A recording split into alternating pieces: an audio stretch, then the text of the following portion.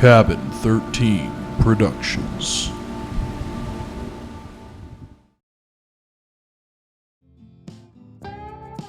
There are people who hate people like you. I don't care. I'd rather not take the chance. I just my pants. It's a big deer. Frankly, not sure if it's a deer at all. Could be a Bigfoot. I'm actually friends with Bigfoot. Long time. We go way back. Way back. I forget, do you believe in Bigfoot? I guess, period? Yeah. Okay. There's too many. Wait, why do you say it like I that? know, because I couldn't. I'm not. No, I'm not judging you or anything. I just.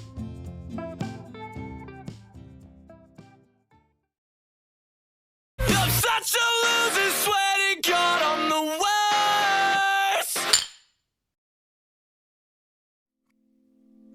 As people who base their entire personalities around a bear and a wolf, we here at the Woodsmen Podcast love the idea of the forest. We love how freeing it is, we love how calming and peaceful it feels, and honestly we wish we could spend an endless amount of time there.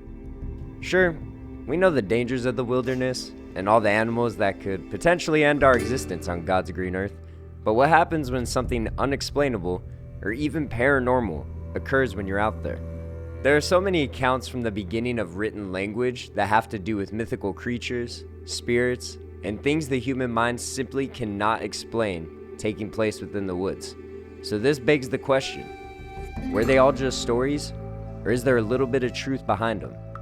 Join us on this week's episode of the Woodsmen Podcast.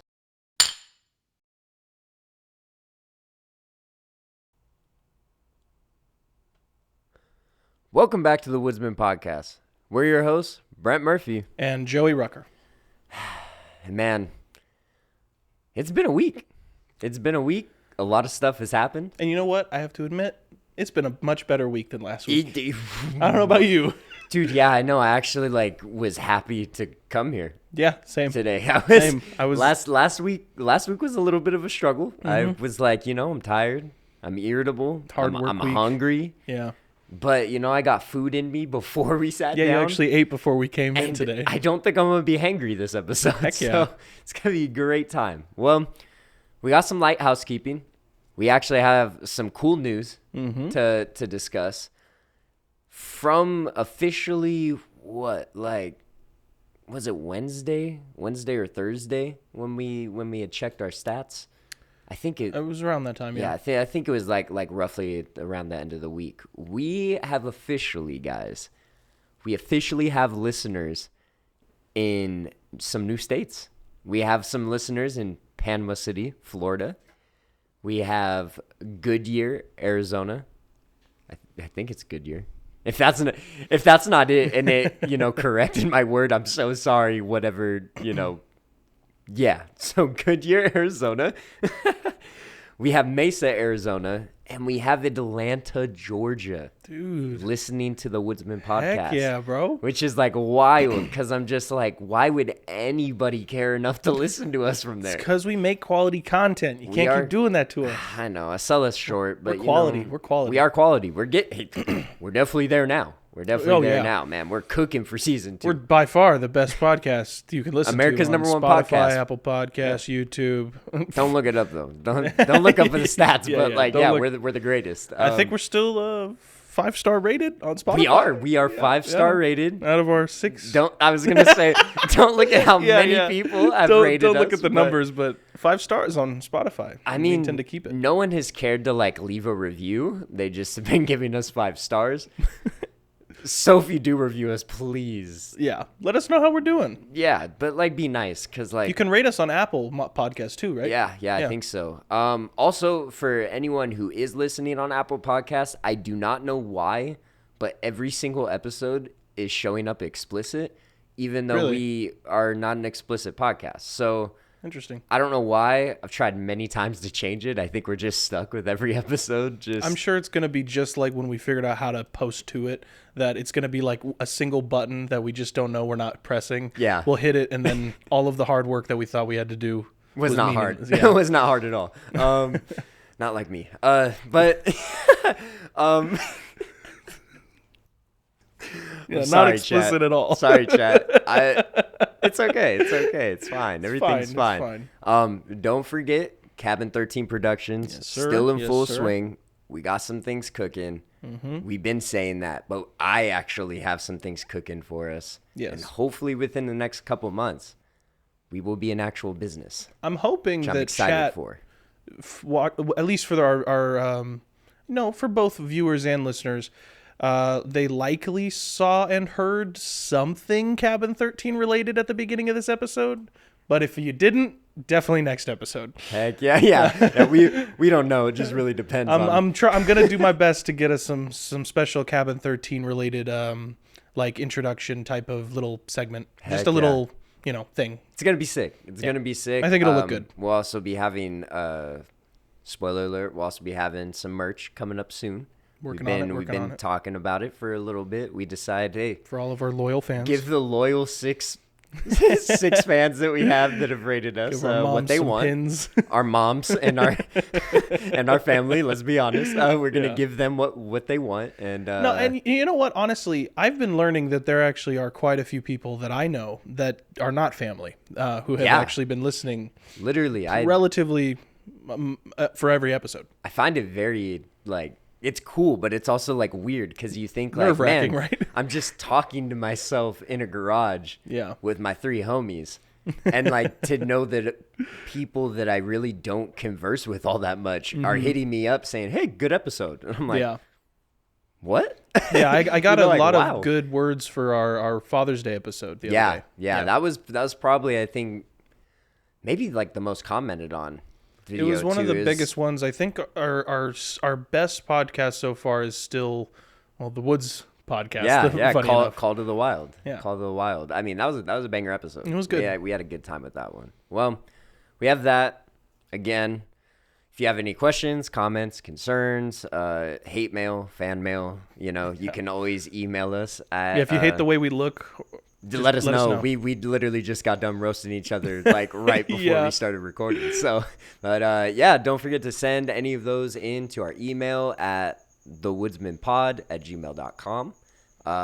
Don't forget to rate, subscribe, all that fun stuff on every platform wherever you get your podcasts. So, without further ado, let's dive into our topic.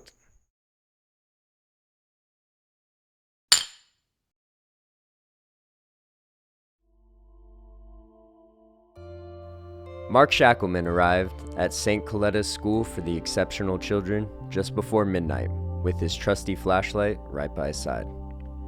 As the night watchman, it was his duty to patrol the grounds every night. The school was nestled within a former Franciscan convent just outside of Jefferson, Wisconsin, encompassing several old buildings, an orchard, and a wide open field where ancient Native American burial grounds had been preserved.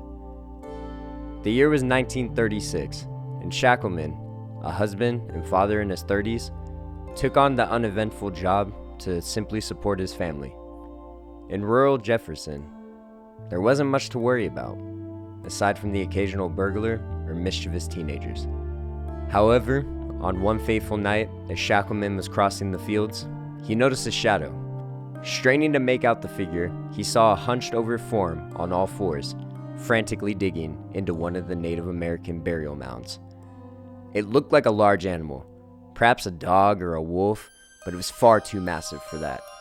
Suddenly, it straightened up, a sleek, hairy body towering over at least 6 feet tall, with a shaggy canine face and a muscular figure of a man.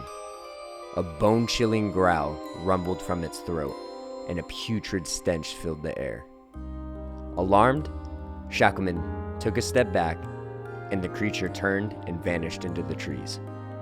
The next night, he saw the shadow again, but this time, it stood and it bared its fangs, emitting a spine-tingling, half-human, half-beastly growl before disappearing into the night.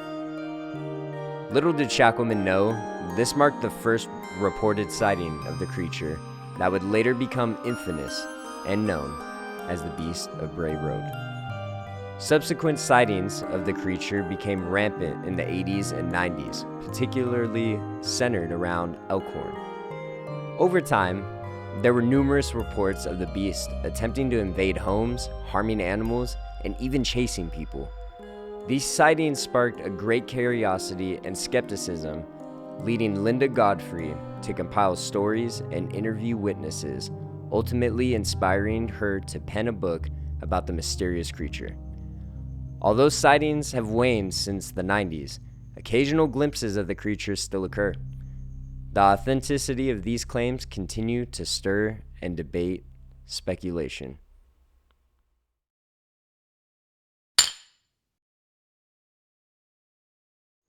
So, that was the Beast of Bray Road. How did you like it? It was a good story. I thought it was very suspenseful. Like the idea of like seeing the figure, and then you start to see like it's like muscular and humanoid like imagine seeing something like going from all fours to just full stand up. Like heart nope dropped. Like I just my pants. No, so that is that's an account taken from Milwaukee Magazine. I found a little excerpt from there, and I was like, this is perfect. This is perfect. So if you want to check out the actual story, feel free to find it on there. But that excerpt was actually taken out of a book by an artist that we know, or artist. An artist. I mean, she is an artist. A creative artist that we know. That we know quite well from a different book. Linda Godfrey, as I had mentioned before. The late Linda Godfrey, R.I.P. God bless. She's wonderful. She's a nice lady. She's a nice lady dog. She's a nice lady dog. But yeah, and we know her from this book. It will probably show up very weird on camera because, you know, knowing how cameras work, you're not going to be able to read what's on this book. I'll put up a photo right now. Nice. Nailed it. The book is called I Know What I Saw. And, you know, it's a book about some modern day encounters of some weird things, which, you know, I love. Love my weirdness. Yeah. But so that's essentially what you would maybe think is a werewolf. I mean, yeah, just that probably. canine head, human muscular features, being able to walk from all fours to twos, frightening. Yeah. But I feel like we might have encounters like this, not just like in modern day occurrences, but there are a lot of tales which we will definitely get into, not just on werewolves and Bigfoot and all that kind of stuff, but there's a lot of weird things going on in the woods. Oh yeah, that you can find. It's one of the things that I think draws you and me to the woods a lot is kind of the spooky nature of it all. Like we obviously, I think you mentioned in your very well put together intro today. I think we both love how nature is like eye opening, and it makes you feel whole, and there's like a serenity to it, but like. There's also kind of the scary aspect to it. There's creepiness. A lot that we don't know that goes into the woods, and like unanswered questions and phenomena, you know. Dang, look at you using some nice little some big boy words. Some nice big boy words right big there. Head used some big boy words today. Bro's using the big head for those big Heck words. yeah. But no, so no, but there's quite a bit of talk about maybe some modern day things that, you know, we would consider one thing but could possibly potentially be something else in terms of like how you phrase things. I mean, we've talked about that quite a bit with, you know, phenomena such as Bigfoot. That's something that anyone can see. You don't have to know about Bigfoot to know. People know him by Sasquatch. People know him by the Yeti. People also know him by the wild man, which we will touch into because there are some things that are even found in, you know, the holy book, bro. The holy book that mentions, you know, essentially wild men. So it is very interesting, but you would think there could be a lot of things happening that we're just maybe taking it out of context in a For way, sure. you know, like the word Bigfoot wasn't even a word until like what, the 60s or the 70s. And that doesn't mean that Bigfoot wasn't roaming around before then, you know, Yeah. like I think we maybe kind of put things in boxes that maybe need to be taken out and like maybe more examined. And I think that's part of like what we're going to dive into right now, bro. So Yeah. we got what we think is a modern day account of like werewolf. But you can also see things within Christianity that maybe could Yeah. have something to do with that. So we're going to dive in right here. We can see it in Daniel chapter 4, which is in the Old Testament of the Bible. And I quote, "King Nebuchadnezzar, you will be forced to go away from people. You will live among the wild animals. You will eat grass like cattle, and you will become wet with dew for 7 seasons. And once 7 seasons will pass, then you will learn this lesson." So Nebuchadnezzar was forced to go away from people. He began eating grass like an ox. He became wet from dew. His hair grew long like feathers of an eagle, and his nails grew long like the claws of a bird. And at the end of that time, Nebuchadnezzar looked up towards heaven and was in his right mind again. It's a crazy, like, part of the Bible that, like, I remember I didn't hear a lot as a kid, you know, growing up in the in Christianity, but you know, you hear it a lot more often when you get older because, like, what? Yeah, you know, well, it's I mean, nuts. I think when you're a kid, you're maybe kind of, or I mean, even as an adult, it's not touched in, you know, a main church service. I mean, at least none that I ever, I haven't, you know, have attended. But you know, it's not really touched on that. You know, you kind of maybe think of these things as like, oh, well, his hair just grew long. He had long nails, and that's it. You know, but it's little like things. It's like the claws and the eating the grass. It's like, yeah, like eating grass. that's a weird one. That's like, interesting. Like, first of all, like, can your body handle that after living a whole life of not, like, eating grass? You know, I mean, and you have to remember, King Nebuchadnezzar was the Babylonian king. Yeah. Like, yeah. that's a big, you know, that's a big overarching story, like, within the Bible in general, is like, Yeah. you know. That's what most people know him from, is his time with Shadrach, Meshach, and Abednego. Exactly. Like, nobody thinks about this story where man maybe turned into a werewolf. like definitely had to turn into something, bro. Yeah. And it also says, like, his hair grew long like the feathers of an eagle, which I think is, like, interesting. Like, what does that mean, bro? The bro grew feathers? It's weird. You know, like, and I mean, There's a lot there's of a lot of things that you interpretation. can, yeah, that you have can to take. interpret things a lot differently. But if you just go back to the basis of what things are being said, you kind of got to, you know, start to question a little bit, like, what is that? Like, Yeah. what does that mean? You What does know? that look like? What does Yeah. that look like? You know, if you take these physical descriptions and you plaster it on a man, well, what is that going to look like? You Yeah. know? Cursed to walk on all fours, that's also odd. See, that's very specific. That's like very specific. And like, what does that mean? Does that mean his gait changes, like the way he walks, how he, like, yeah, you I know, don't know. does his body, you know, something happen? I don't know, like walking on all fours. I mean, I don't know if you've walked on all fours. It's hard if you're gonna walk on your feet. You know what I've seen Are you gonna walk on all crawl? fours? Is our buddy Alex. Our buddy Alex is actually Alex a little is scary when he walks on all Broke fours him because he's run. faster. Broke him run fast on all fours. He's very scary. It Like, is, but you know, like you just, I don't know, you hear things like that, and it's just very, very odd, very odd. It's quite strange. So that is one account of what I would consider like at least a wild man.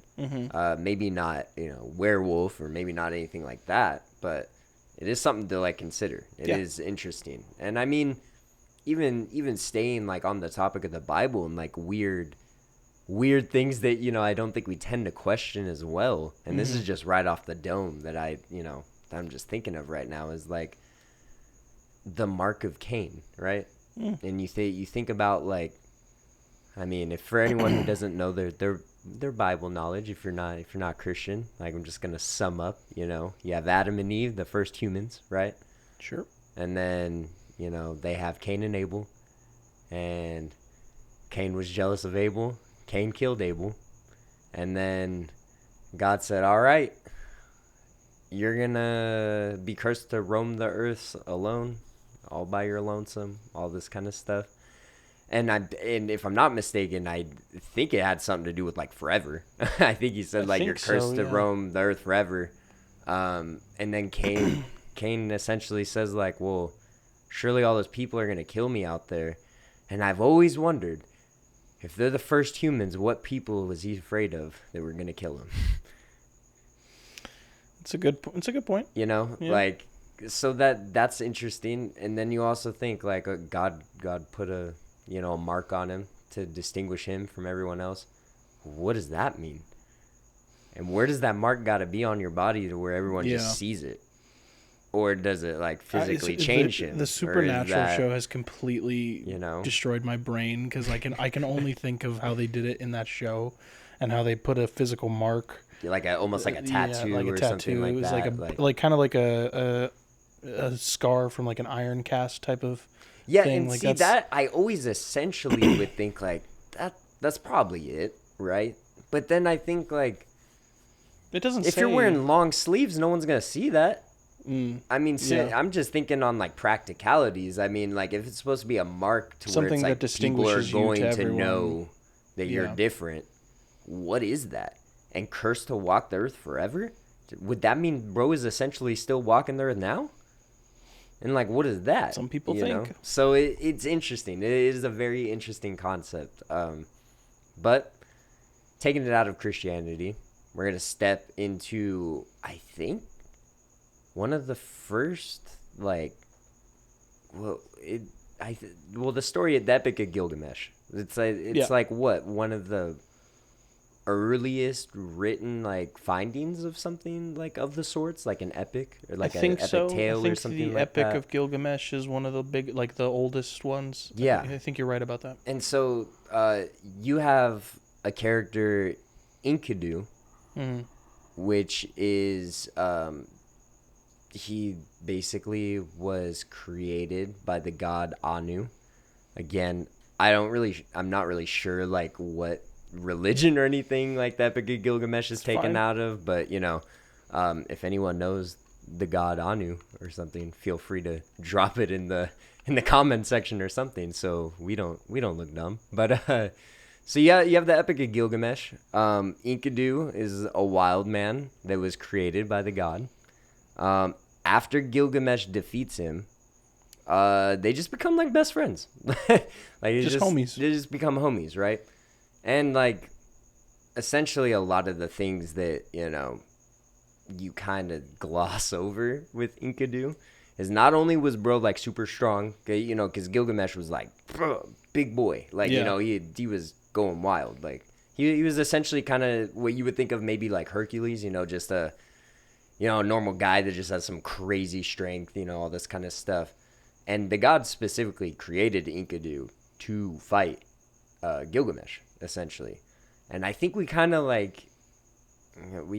gloss over the fact that his physical description is his body was covered with shaggy hair, he clothed himself in animal skins, and he had no contact with other humans and lived like a wild creature.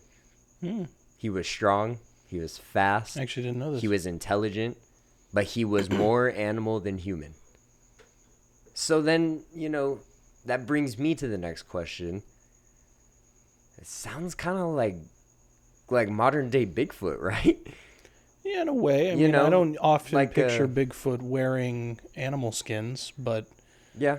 But I mean, true. I can see the similarities. I can see like how it could be tied together. It's very just interesting when you think about like where some of these like kind of just it's an epic. It's a teaching element essentially. It's something to teach you through the hardships of life, the struggle between man and maybe like controlling itself. Its primitive ways, all that kind of stuff.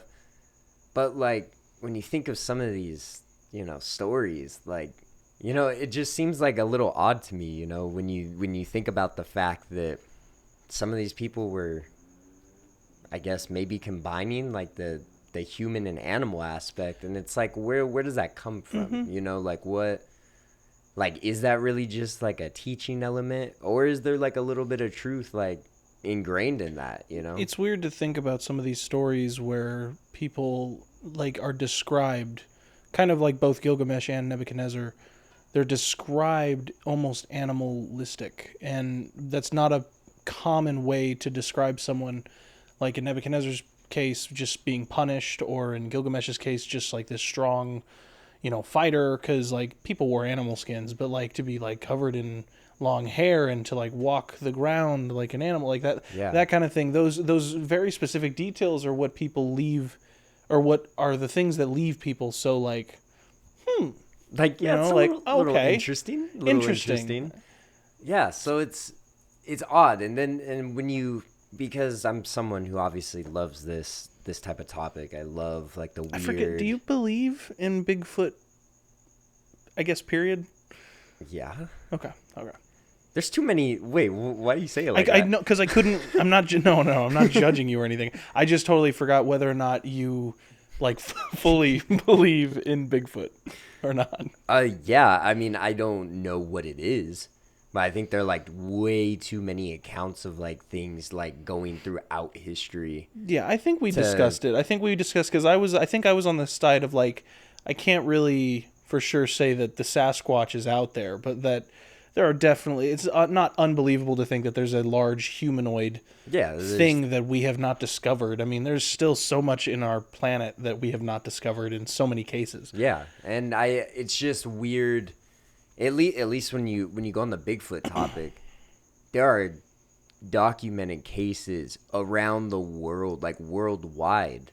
People who have never come in contact with each other back when, phones didn't exist. Yeah. You didn't have any of that kind of stuff, where they're essentially describing the same exact thing. I mean, the wild man, and I believe it's somewhere in China, complete same description of like what our Bigfoot would be here, 8 to 10 feet tall, giant feet, hairy all over, super muscular, walks bipedally, like all this kind of stuff. So it's interesting. There are so many like descriptors as far as like people hearing tree knocking, people hearing these weird almost like melodic sounds versus like like a grunt or something. It's like almost like sing-songy in a way, like ways of communication, and that, like, at least with what I would deem credible, cases, because there are some people who just like, oh yeah, Bigfoot did it, there are many cases. I mean, there's one case about like a mining town out here, not here, but like in the States, where essentially they had said like Bigfoot basically tore up the entire town. That's why they had to leave. But then you dig deeper and you find out like, oh, they were going bankrupt. So, like, what's easier to believe? Easier to go back and tell someone, like, I lost all your money? Or would it be easier to just say, a giant wild man came out of nowhere and it, my Bigfoot ate my homework. Yeah, So there are cases where it's like, okay, but you have to do the research.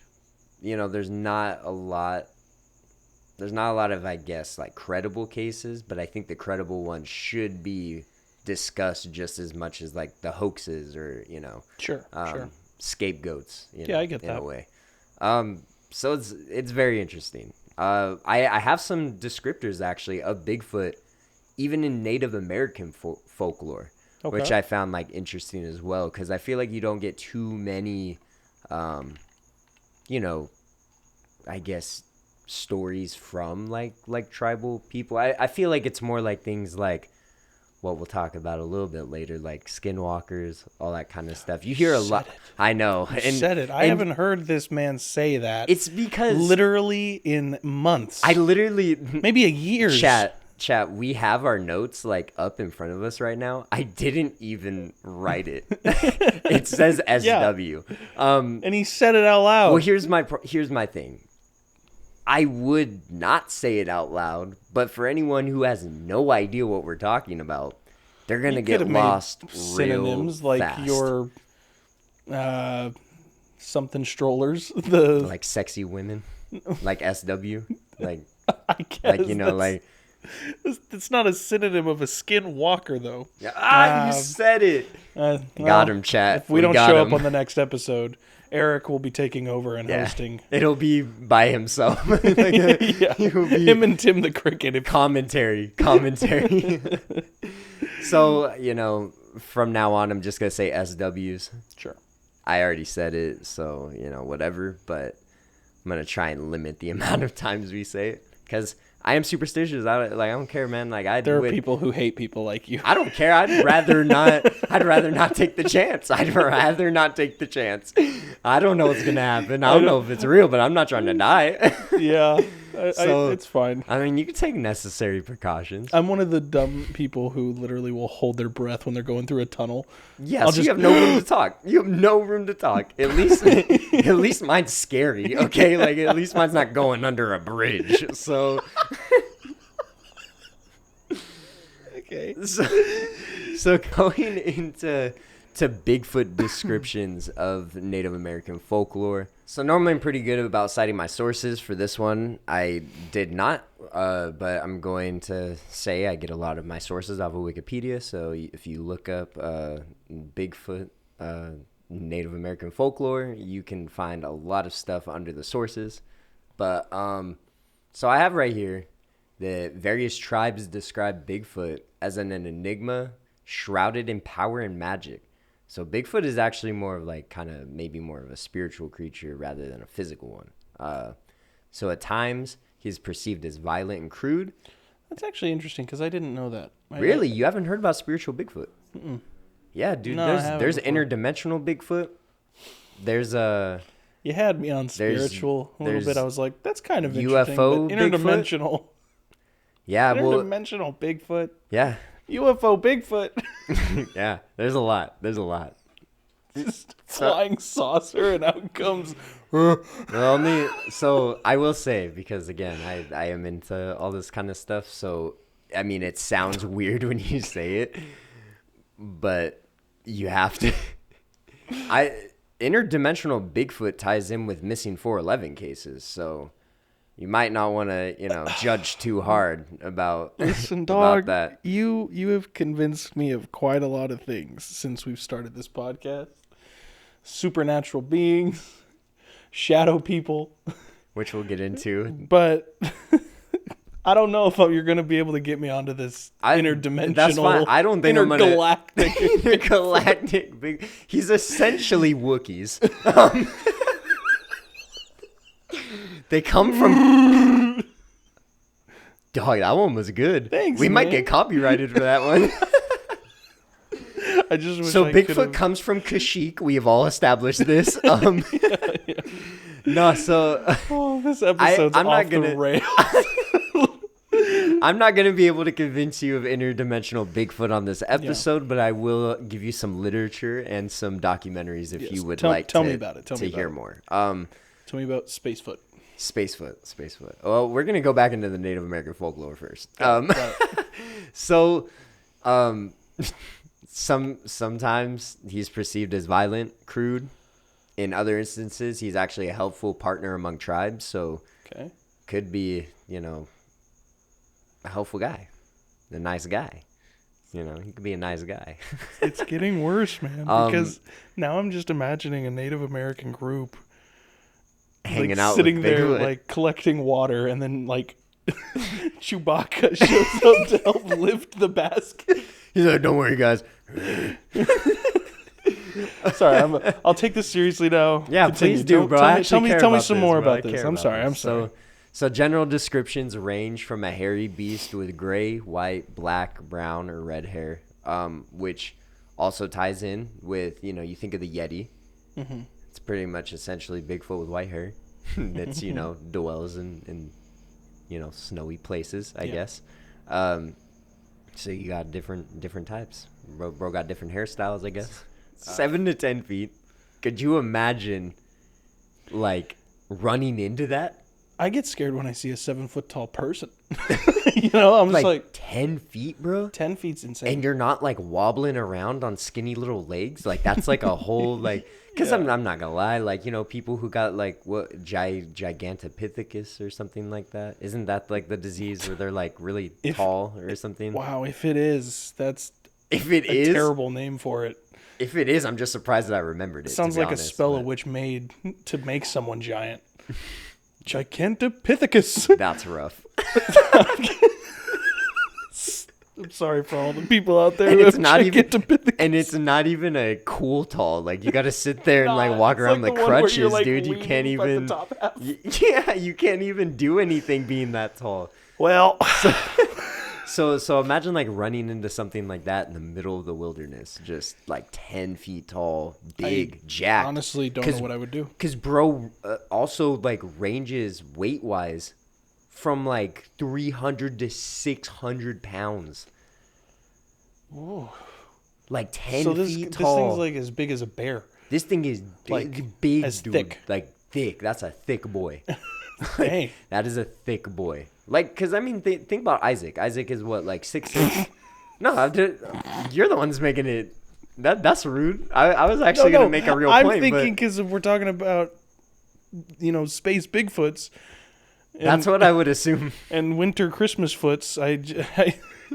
We're just giving Isaac into the mix. So. Well, no, because like think about Isaac, our friend, our 6'6" friend Isaac. He's He weighs like what 350 pounds. Bro is like a giant. He's big. Now imagine double of him. Yeah, it's 10 feet tall, 600 pounds. almost hard to imagine. It's Like, it's actually unfathomable, and it even says of pure muscle. See, now So that's even, worrying. Like that's even more insane, dude. You're out in the woods and Bro you can just punch a tree down. Oh my gosh! Like dude. you could literally just punch. You could Minecraft a tree. like that is insane. So yeah. Yeah, dude. I'm sorry that like No, it's- like thinking it's about so that is crazy. just like crazy, Yeah. dude. Like being so strong that like you could do something like that. No, I think it all comes with the size too, because like you talk about Isaac. Isaac is a big guy, and I honestly I've told him before to his face that I think if he used his full strength, he could kill someone with one hit. Like if he really tried, Yeah. one solid smack, done. Like so some power something behind that boy, something just- that big, like I could totally like see the fear. potential of like the The real fear. And this is the kind that would help Native American groups. That's what you're saying. So it's saying that, because it's various tribes, like, which is also interesting too. You have various tribes around, essentially the United States who have descriptions of what seems like roughly the same creature, which I think is like interesting as well. So there's also descriptions of a howl that can cause a person's hair to stand on end. A howl Pretty wild. from the Bigfoot. From Bigfoot, yeah, which is pretty. That's actually interesting because I don't think I've heard of like howling being associated with Bigfoot before. Yeah, there's a lot of almost like ape-like sounds too that I've like heard a lot more descriptions of as well.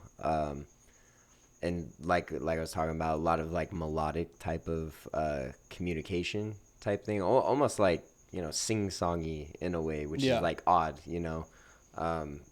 things that What does it mean by sing-song? Like, what do you? not like singing, but like Yeah. very just like a melodic tone, like just tones where it's like, oh, that's almost kind of pleasing. Like it's almost kind of pleasing to the ear.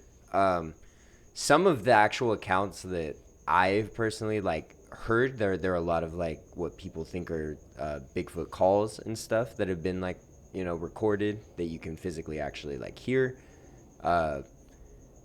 And with people who actually study this, people who literally are cryptozoologists, like people who study unknown, like unclassified animals, have like determined with some things, it's like this is definitely not on the register of any human being able to reproduce. As far as like guttural sounds, very deep to being able to go very high in registry, where it's like there's no way like on like just That a our frequency vocal level that cords or we anything we can could do. like we cannot reproduce that. And Interesting. obviously it's very easy to tell if anything has been manipulated, as far as like, oh, this ran through a DAW. You can you could tell like the things have like been pitch shifts, stuff like that, and there are like people who've spent their entire lives studying like this phenomena that have been like, hey, whatever it was, it definitely wasn't no human that made that sound, you know, that's something that I find fascinating. That's part of like, you know, what's intriguing to me as someone who like actually does believe that there is something out there. So I find that very interesting.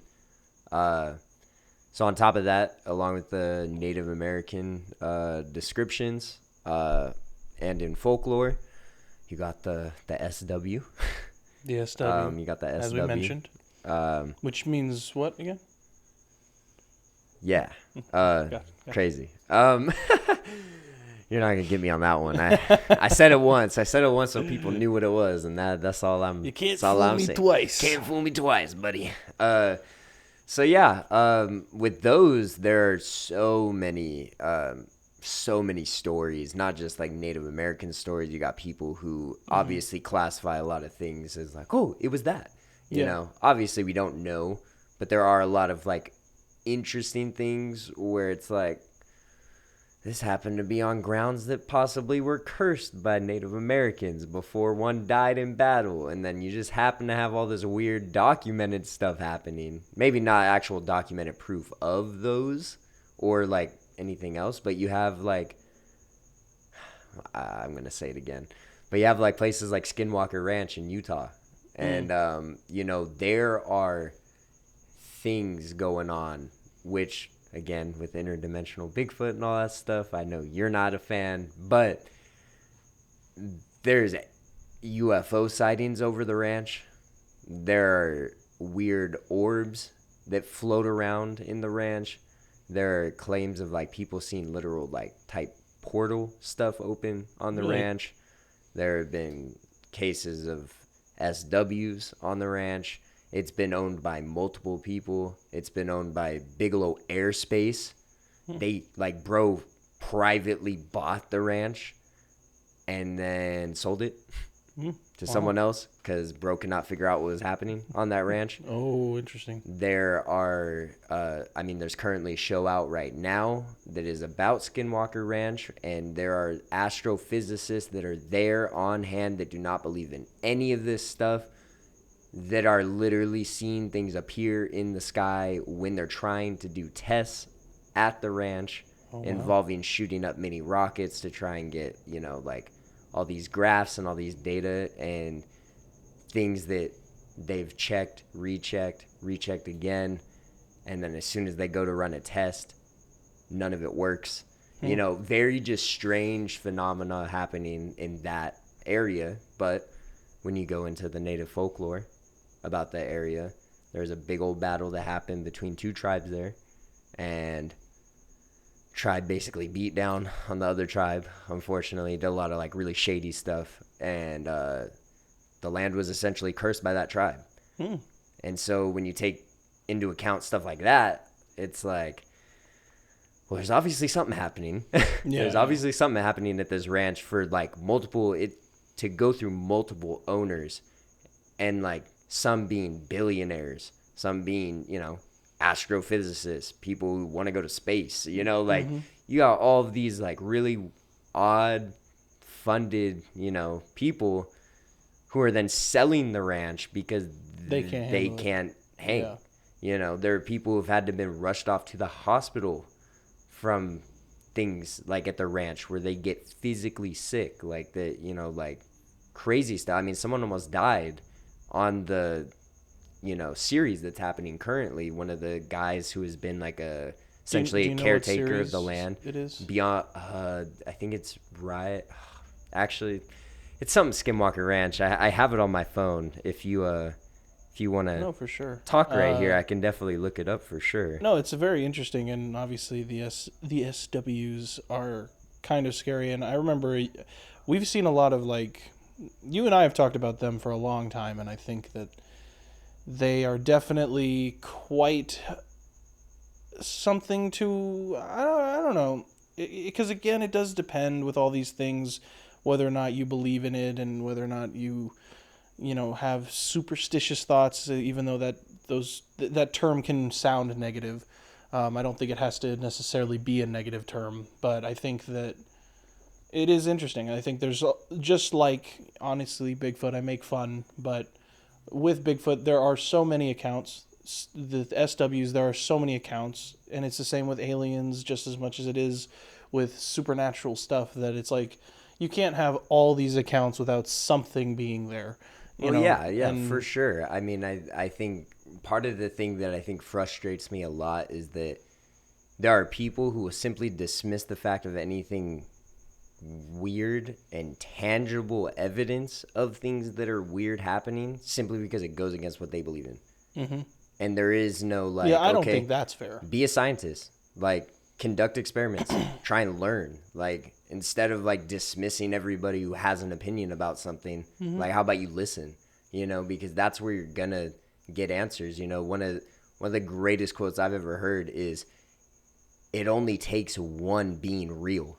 It only takes one story being real to change everything. It throws out any hoaxes. It throws out everything else, because it's like, if this happened, then it happened, you know, and that discredits everything else, because it's like, oh, we're just going to essentially throw the baby out with the bathwater, because like, well, you got like 5 hoaxes and then one's real. I'm just going to throw out the one real one with all the other ones because I don't like it, or I don't believe in it, or I can't comprehend it, you know? And that's the thing that like bothers me, because it's like, essentially, we don't know anything that's going on. We know nothing about our world. We know nothing about anything that we can't comprehend, you know? Like, we don't understand it. Everyone likes to say they understand, you know, the whole, you know, what happens after you die. Oh, well, I'm going to heaven. There's hell. You don't know what anything is. Like, you know, I agree. I agree fully. There are full descriptions that you can give to something, but it's like, until you die, you don't know. Yeah.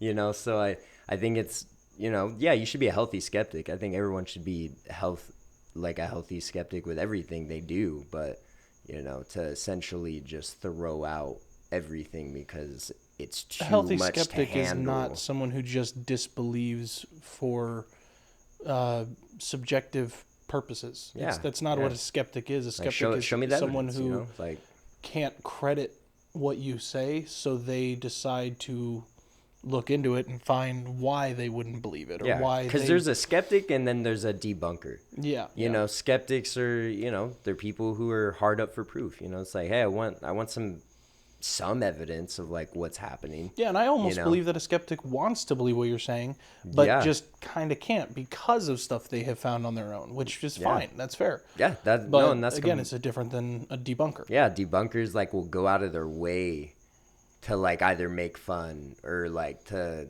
throw everything out just because it's like it's not in their wheelhouse. You know, they're like, well, I don't believe in it, so I'm just gonna say it's not real, and I'm gonna give a whole bunch of reasons why it's not real, and then, you know, it's like, I think if you keep an open mind with everything, you'll see that there are a lot of things and a lot of commonalities between things that are odd.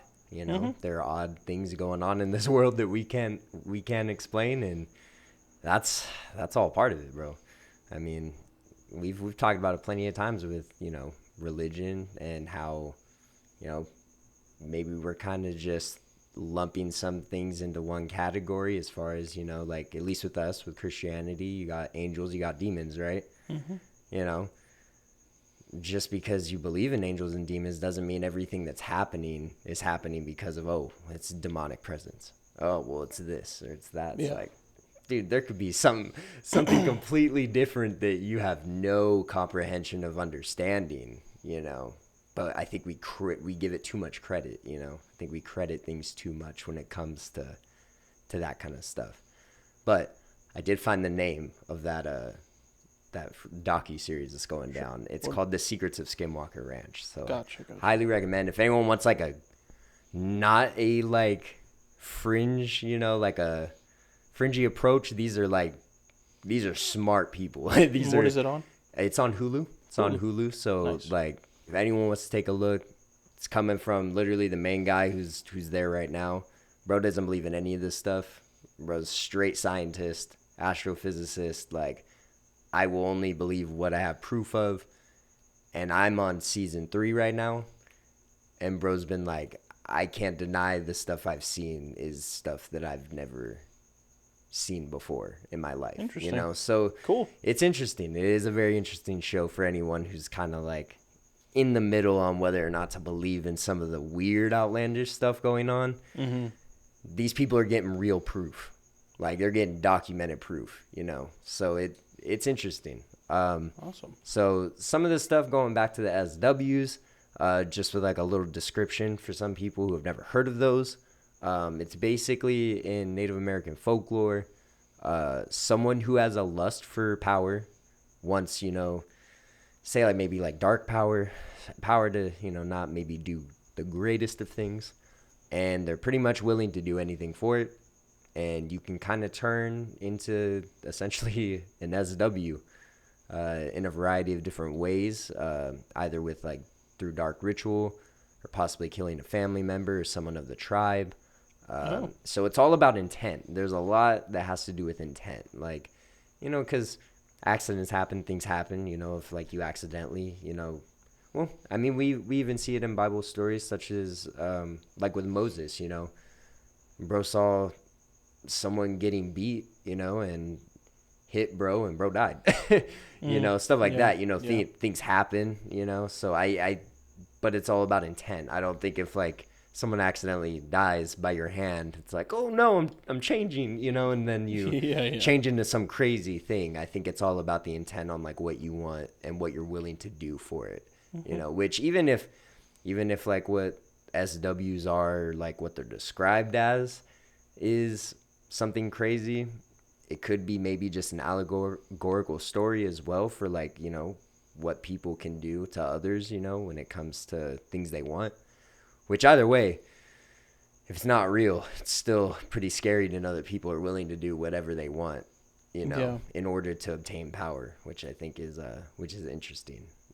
There are some rules when it comes to SWs as well. Don't whistle in the woods. See, that's an interesting one. I find that very interesting. Which I would have never thought of, but which I've made the mistake of doing. That'll do it. That will do it. Again, we've already broken the rule. Don't say the actual word because apparently bros can hear you.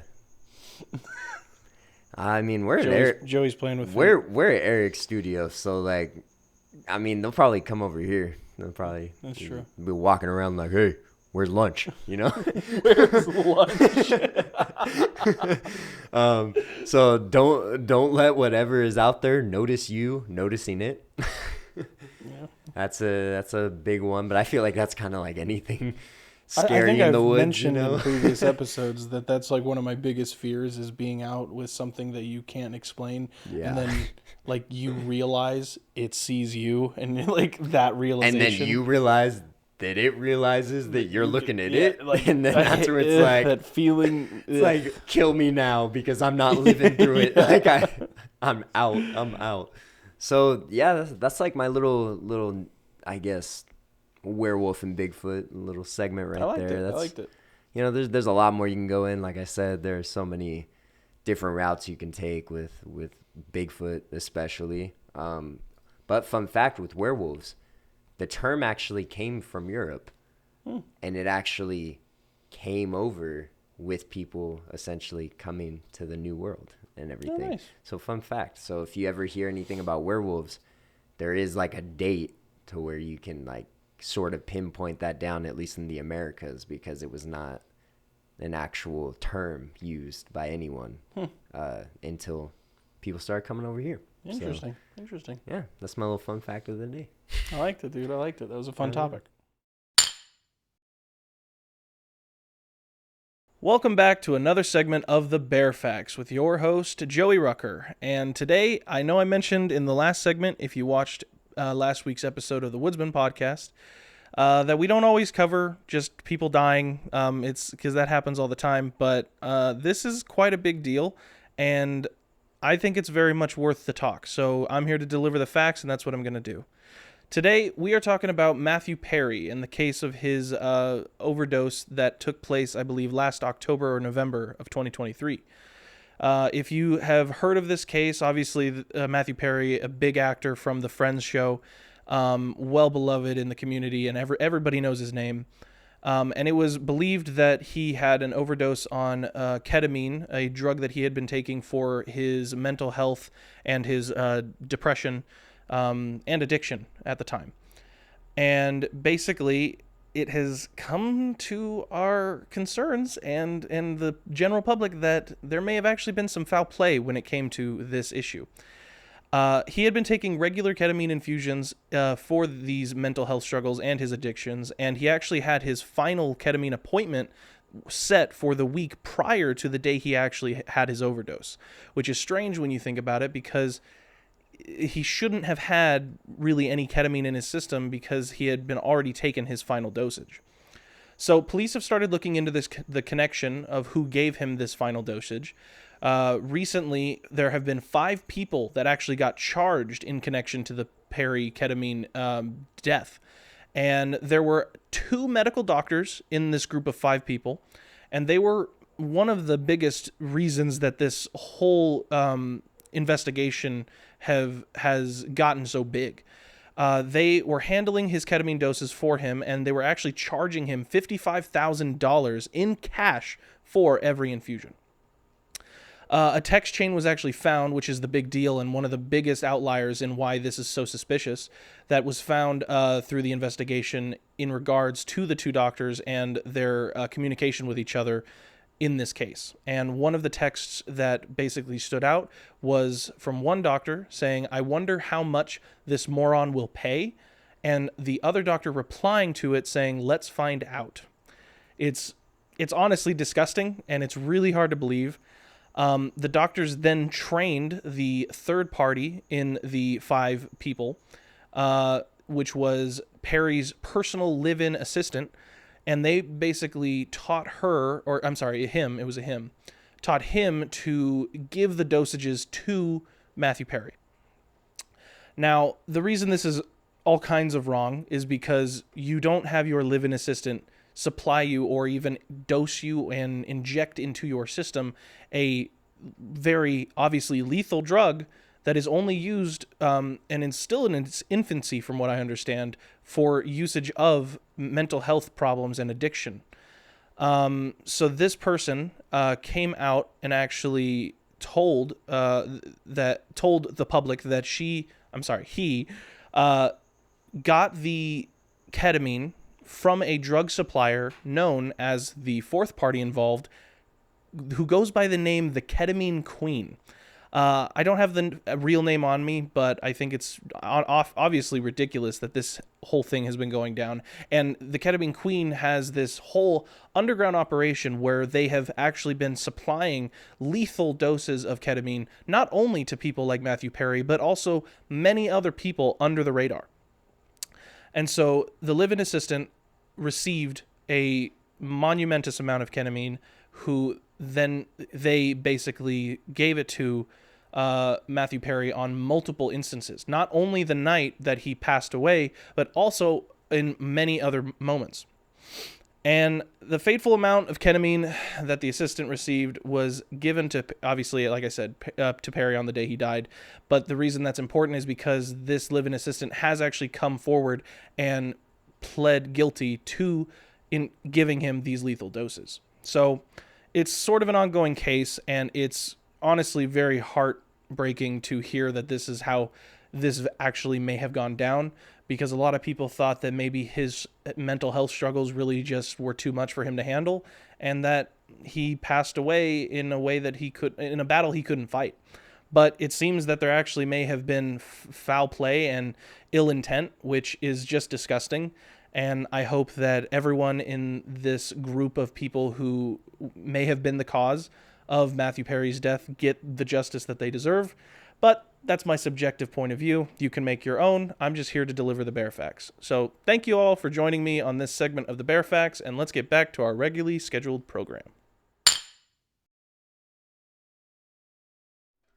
And we're back from the Bare Facts. Hope you enjoyed it. Let's get back into some of the weird things that go on in the wilderness and the woods. I like to in the woods. Weirdness in the woods.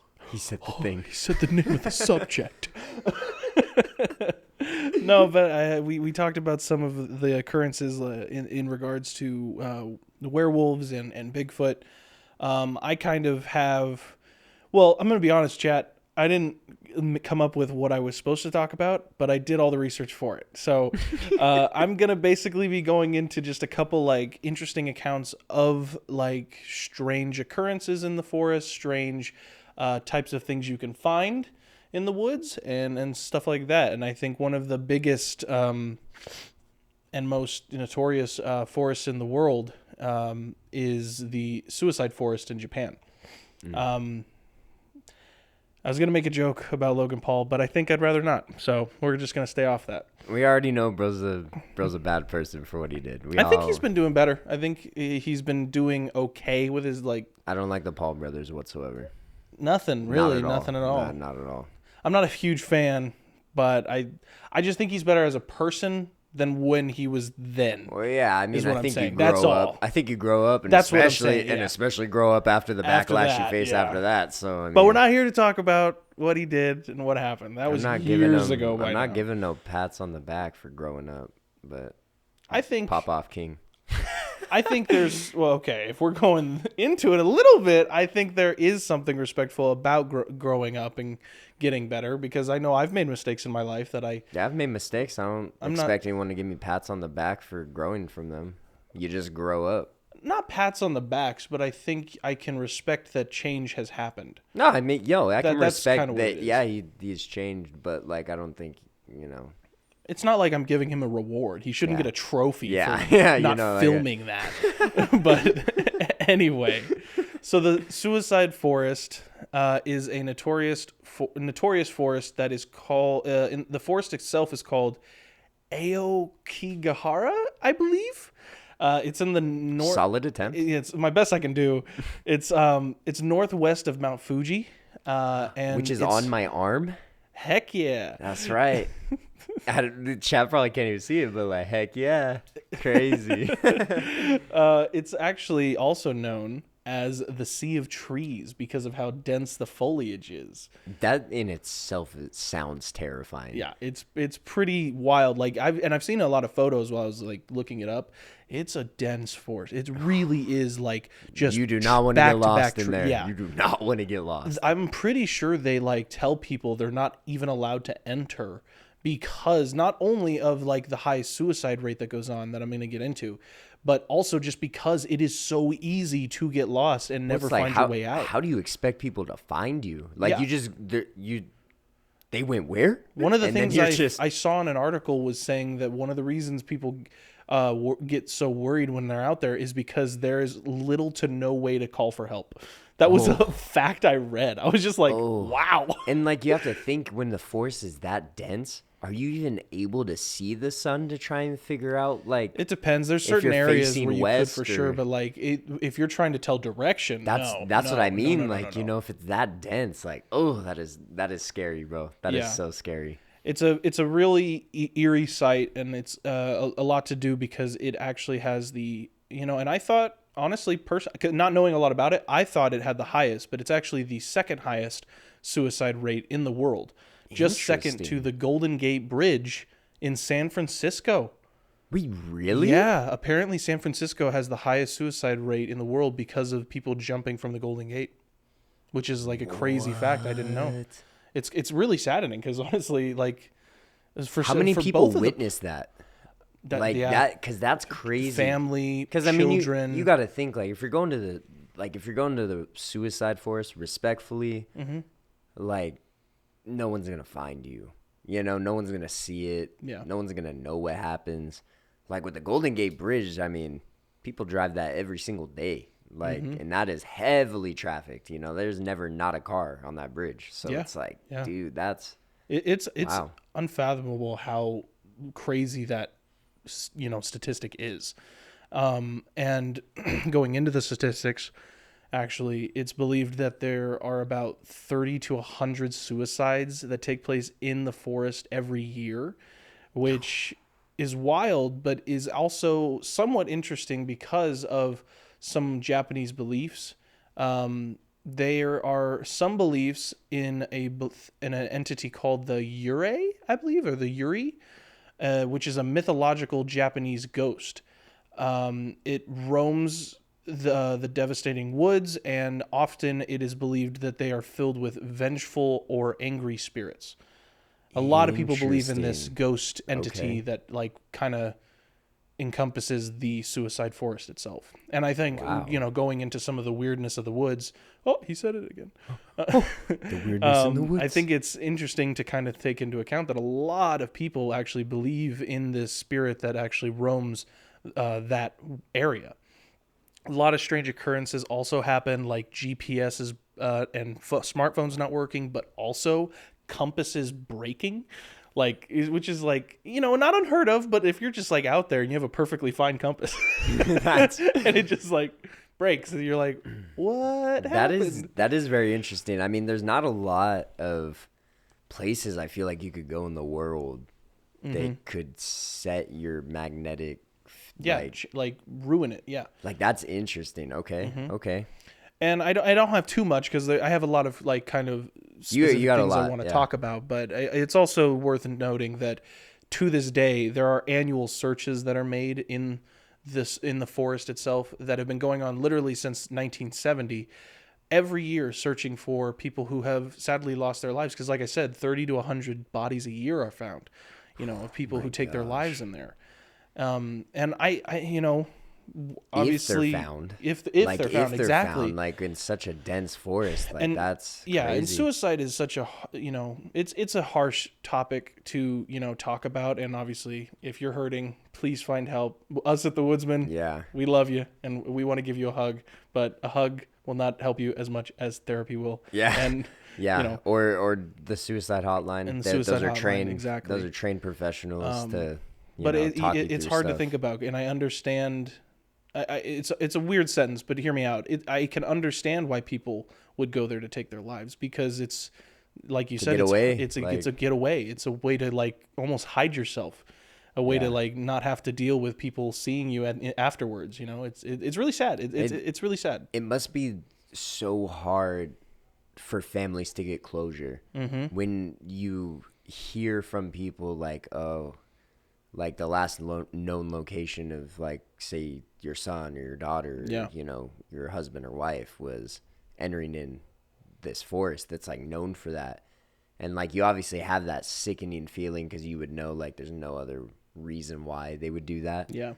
And then like to know the chances of ever finding them or bringing them back or knowing like how little to none, it must be so heartbreaking to go through something like that, especially knowing like a lot of young people. I feel like, especially right now, like in this day and age, people are getting younger, by the year. And it's like to think about like being a parent and having to go through something like that, it's really like unimaginable, So I mean, but shout out to like all those parents who unfortunately have to go through that. Like you are strong. Families too, you just families in general. Like it's really a harsh, subject, and we totally understand the hardships that come with that.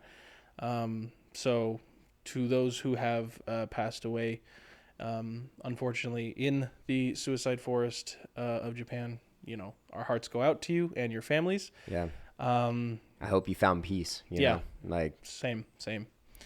Moving on, let's try and pick the spirits back up a little bit. That was my favorite topic is coming up, bro. Yep, Missing 411 cases. For those of our dedicated listeners, they will know we lost such a good episode. We did. In the past. Oh my gosh. And we've mentioned missing so much, how we've missed losing that episode. That's probably the one episode I missed the most. It was such a good one. And so doing just a small little subject on it kind of doesn't do it justice. We'll come back to it and do like a whole episode for sure. But I have a little subject on the missing 411 cases. If you don't know, these are cases that happen very often, where a person or persons go missing in the woods of North America. And author David Paulides is one of the first people to really to I take didn't notice. write that at down, some but of yes, these. you're right. He has a lot of books on it, and I was looking into some of those when I was reading this. Great, like especially the first couple of books. I don't know about the rest because I know he just keeps writing. Yeah, he just keeps writing more. I know like the first couple of books, very good reads, very interesting.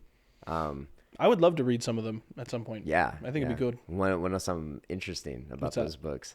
Now that he has gotten so far into it and has dug so far deep into his research, you want to know what he thinks is a culprit? What's that? Our main man, Bigfoot. Ah. Yeah. I was gonna poke fun, but I won't. Hey, but in that's what someone way? that's someone Like, what who do has written books upon books about this and has he's formulated saying this that there's opinion. a connection linked. How? Like, do you know? Well, there have been a lot of reports of like Bigfoot either sightings or people disappearing by things like that. Like he has triangulated like things in close proximity, close years, close like, you know, down to like the age of people, you know, all this kind of stuff. Very analytical, but you know. No, that's so. I mean, very if you do believe in the Bigfoot stuff, it is very interesting. If you think that maybe Bigfoot is maybe taking connected. people in these woods, you know, making them disappear. Well, in this case, I have a story about a single man who went missing, as per usual with these cases. This happened to a Mr. Thomas Messick Sr. In November 15 of 2015. Relatively recent. It was like, what, 9 years ago? I've heard about this case. Have you heard about this one? Yes. This one's a pretty interesting one because Messick and a group of his friends and family were on a hunting trip in the New York woods, eastern Adirondacks. Thank you. I'm you, so dog. happy you have heard of this got story you, because dog. I had no idea how to say that. Yeah, but they had been hunting for literally decades. They have been doing this for a long time. He was literally 82 when this happened. Bro is kicking. He's up there. Could you imagine your friend, like, especially, it's probably like your kids' friends too, you know? Can you imagine Bro's Biden like, out there in hey, the woods? you want to go out here and, Is that a deer or a squirrel? like, bro has to be in a... Trump's out there like... I tried to pull it back. I couldn't do it. Is this a deer? Is that a deer? I It's a don't big even deer. know, but Frankly, not sure if it's a deer at all. could be a Bigfoot. Who knows? Could be a Bigfoot. I'm actually friends with Bigfoot. Long time. We go way back. Way back. This might be one of my favorite episodes we've ever This done. is wild. Just like the woods. Oh man. Anyway. So 82. 82 years Bro's old. 82 years old in the woods. Yes. At the time when the initial disappearance happened, they were setting up for their hunting, I guess, tactic, you could call it. Yes, they were gonna flank out the deer. Yeah, they were gonna dude, like I'm telling you, you really I have heard this I one. have heard of this Dang, one. I wish I would have gotten one that you didn't know, but I'm also like happy because now we can kind of both geek out about this one. So yes, they were basically trying to flank this deer that they were hunting towards Messick, so that he could take like the final shot or kind of trap it. Like I guess essentially like trying to scare the deer into running Yeah, his direction, so then that way he would have a clear shot. Yeah, you know. Yeah, 'Cause- but the problem was when they tried to start flanking the deer over to him, he wasn't there, and yeah, there was no shot taken. There was no shot taken, and they quickly realized Thomas Messick was gone. And bro like left his rifle and everything there, right? Like he had was on a on rock him. He had on him a rifle and a walkie-talkie, as well as like a couple other small food items, like I think a chocolate candy bar. I don't know if he left them there or if he took them on him, but the rifle may have been left behind. Because I just remember it was like such a weird.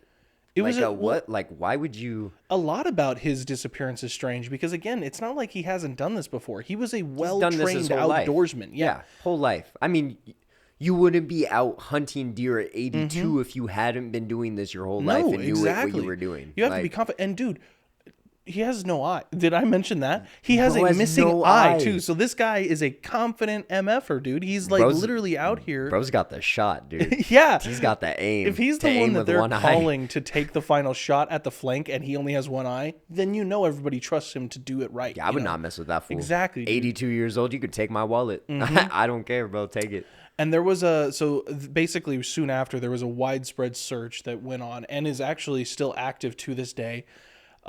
Still searching for him because, little spoiler warning, he never hasn't found. been found. Still hasn't, there's no sign of this man.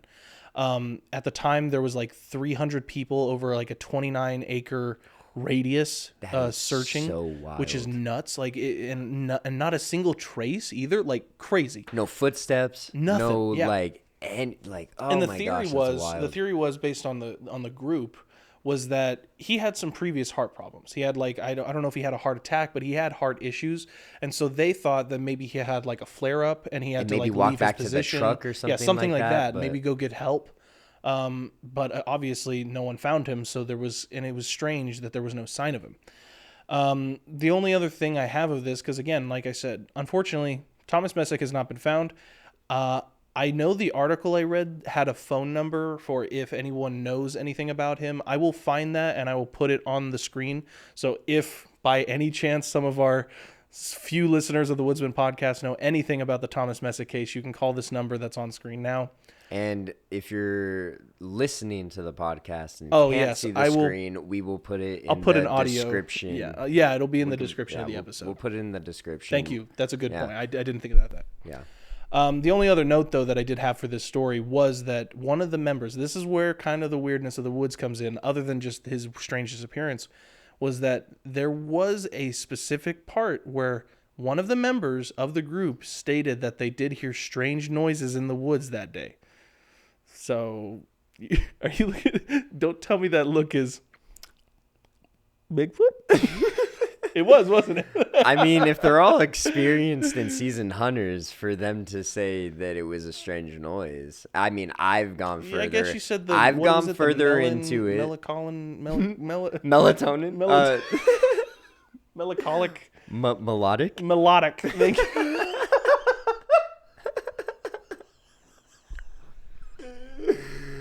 Oh man, I love you, bro. That's crazy. Melancholic. That Melancholic. mitochondria. Melatosis. Mitochondria. So I've actually dove a little bit deeper into this case. Oh yeah, sure. And I have seen the guy they like That talked about the strange noises? David Paulides had an interview with the actual like all the hunters that Oh, were interesting. there. Because this story is in one of his books. So again, if someone wants to read the Missing 411 books, definitely get them from him. You can hear this story in way more detail. You can hear a lot more stories about this. But yeah, he experienced hunter his entire life, just like Messick, and he was like, it's a sound I've never heard in the woods before. So whatever that means. I mean, that is Take it a with a very grain of salt. It's a specific detail though, because we all aren't idiots. We all know what kind of sounds you hear in the woods. You hear critters, there are birds, weird sounds, trees, wind. Like I'm pretty sure it's like what, like a maybe a panther makes like a sound where it almost sounds like a woman screaming, like type of thing. You know, animals can make some weird noises, but to have an genuinely experienced say hunter something who you has could been there not- their entire life say Yeah. it's like I could not That's distinguish true, yeah. whatever this If they're sound all was. very, like, it's not like well us. Like trained. we're city folk, dude. Like we'll go out and we could hear an owl and be like, "What was that?" Yeah. You know, like things are way different for us. But you know, you got people who are in the Adirondacks. That's really rural, woodsy area. You know, those if they're from that area and they've been doing this their whole life, they're gonna know the sounds because if I'm not mistaken, this is a spot that they've been at on multiple occasions. This is not just a hunting They've been here spot that before, they for sure. we'll try it.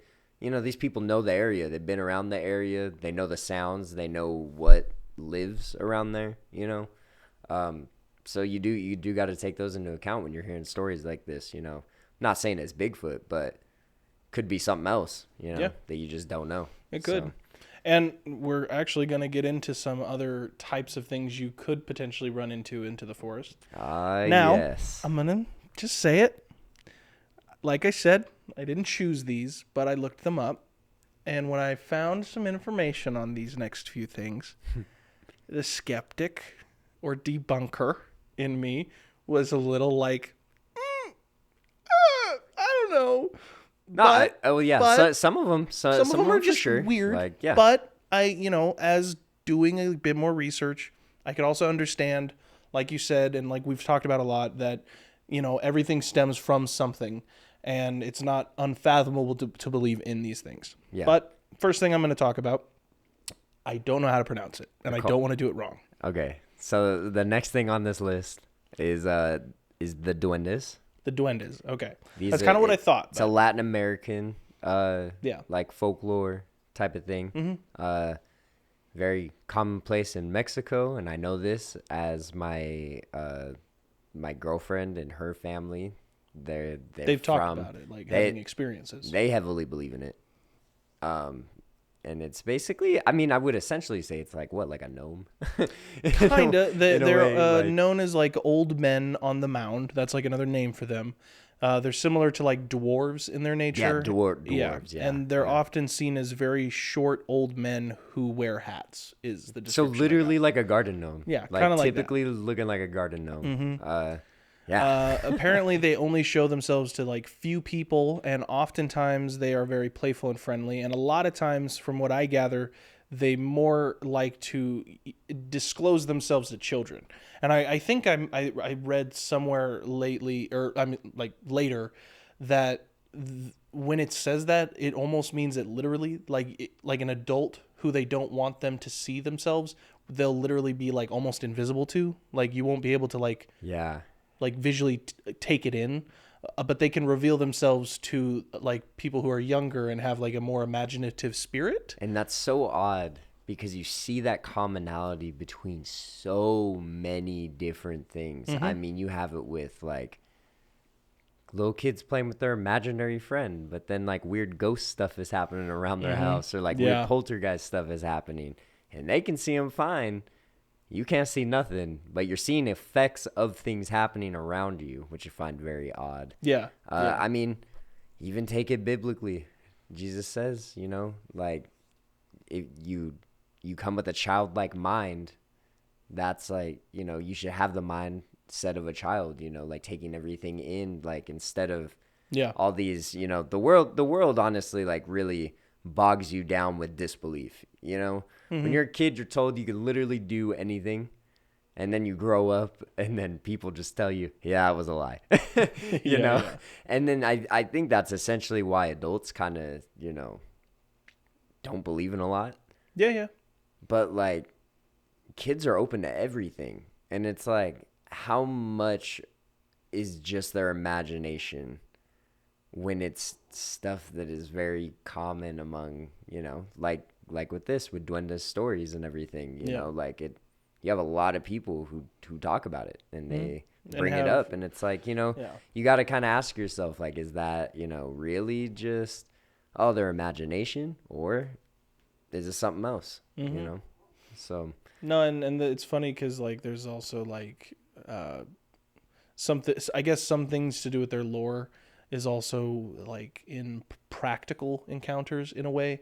A lot of people will blame is kind of the duendes did it. The duendes did it, and like for example, I know there's like like when you lose something, and then you can't find it forever, and then finally when you stop looking for it, that's when it shows up. Actually, a lot of people I just had that happen today. Affiliate that with the duendes, just kind of playing pranks on you, trying to be annoying. Playing pranks, the trickster, that kind of which thing. we've also touched on a lot too, like with trickster gods and like the trickster element of like weird things. I mean, Loki, known as a trickster god, same thing, So it is interesting. It is interesting that you have a lot of like I'm thinking on such a like a religious aspect. There are so many religious things, and I originally had Viking folklore on there too because I find that very interesting, and all that has to do with like in the forest, all that kind of stuff.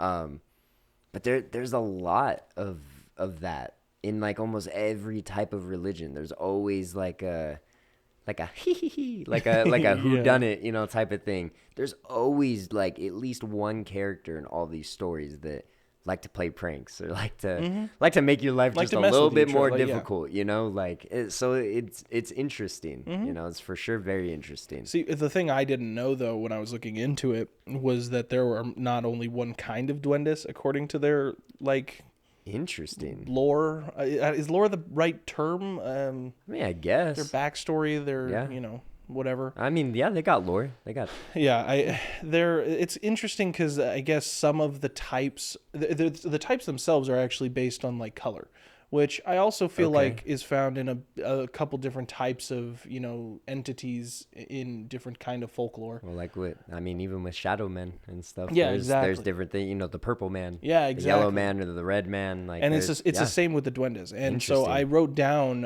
what like the different types of colors mean and what you should look out for or what you should be prepared for if you have an encounter with a duendes. Yeah. The first one is a black duendes. And they are seen as kind of neutral. For the most part, all of the duendes are seen as a little bit of a prankster. Like some of them are mischievous, but this one is a bit more neutral on that whole side of things. But they can be untrustworthy. Like I said, a little bit of both.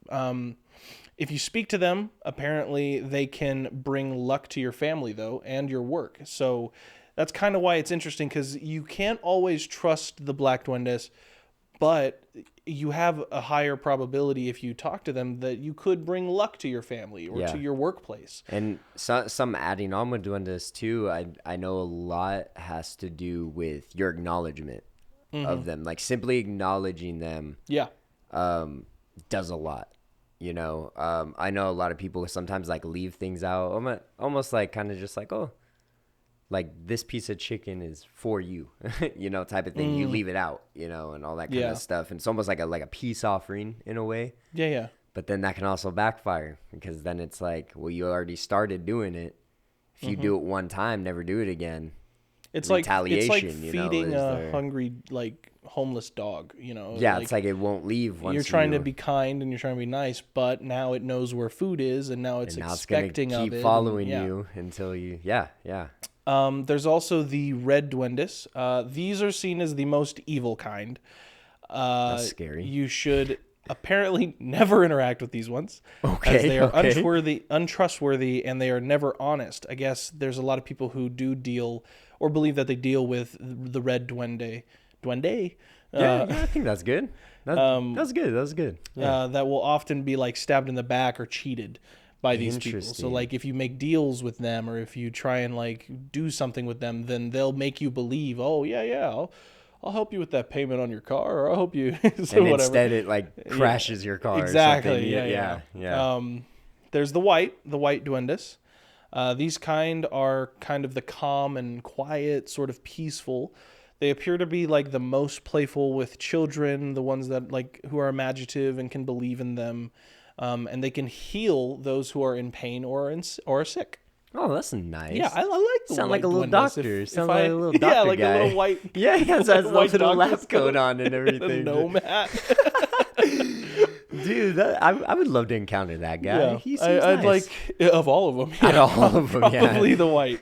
So I actually have a question for you. If you just happen to know, like when it comes to the colors, is it like they are that color? I don't know. Or is it their clothes that are that color? I should have actually looked into that, but I won't lie. I don't know off the top of my head what the colors signify. We'll put that in housekeeping next week. We'll look it up. I'll bring that back. I'll bring that back. Interesting. Okay. And then the final one is the green duendes.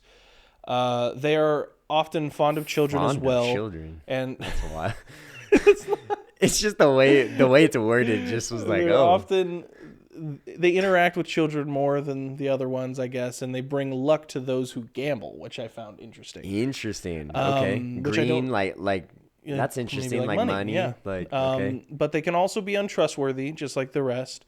Often, this is an interesting part. Apparently, they will interact with adults and like talk to you or make themselves known to you, but oftentimes they want a child to be present as they are more comfortable around them, and they like to talk with them more than they do adults. So like a lot of times people will, for those who, you know, believe in this kind of thing, they'll often have to bring a child with them so that the duendes will feel comfortable and be more willing to talk and speak with you.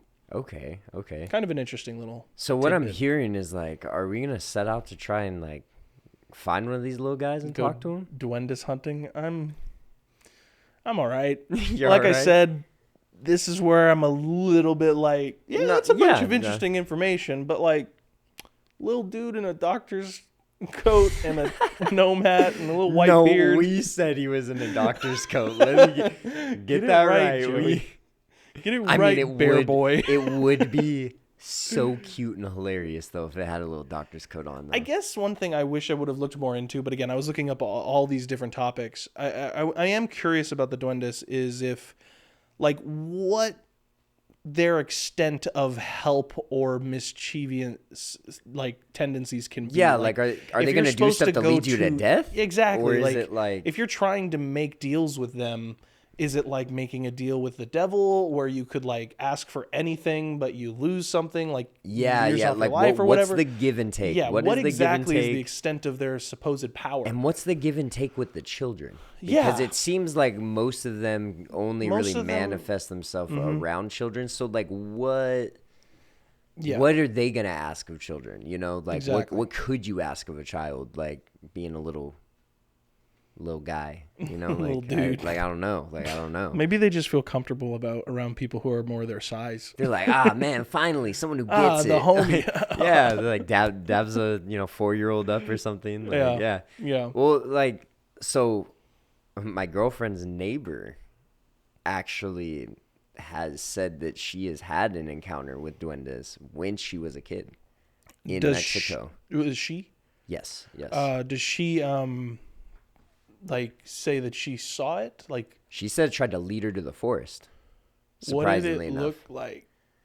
I don't know. I'd love I to- don't know. we I should would get her on love to and sit talk to down her and at some talk to point, her about 'cause- it. I would love to know Because that is interesting. yeah. So that's honestly why you put that put there that there. because it's like that's someone who's actually experienced that. Because I mean I've heard of it before, obviously, but like I've never really imagined it. I mean honestly, I never really imagined it to be real until I until I heard that, and I'm like, what adult would lie about that to this day?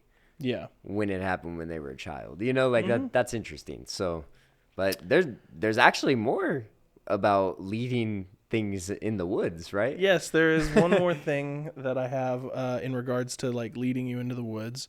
This is another one of those ones where I'm like, I don't know, but okay, let's chat about it. Let's discuss it because there is some interesting tidbits. The next thing Brent had me look up was a thing called Fey traps. I love how you called me out, so like everyone knows. Yeah, this was definitely 100% my idea to have this Yeah, episode. Fey traps. And now, when I immediately heard the term, I had no idea what you were talking about. Really? Never heard of this Dude, at I've all. seen many videos on TikTok Never about once. people claiming to find them. Yeah, and it's interesting because like when I started looking into it, then I started finding like all of that side of people talking about it and their experiences with it, and as much as I'm a little skeptical of it, There are some weird ones. there are some There's interesting some weird ones. things that I think a lot of people will probably have encountered once in their life once you start to know what it is. So getting into it, the Fae, also known as fairies, but let's be clear, not your typical like Tinkerbells type of fairy. This is a mythological creature of European origin. Everything's coming from Europe, dude. Yeah. They had some crazy stories out there. Like I said, they're not like normal fairies that we often see in like Western culture. They're a lot more also like tricksters, and they're Interesting. often seeking sort of malicious intent. Nothing I could really find said that they were really trying to find you for any like Good positive reasons. duendes moments. Like the Yeah. duendes seemed like there was at least a couple of them where they were like, "Hey, I'd like to be your friend."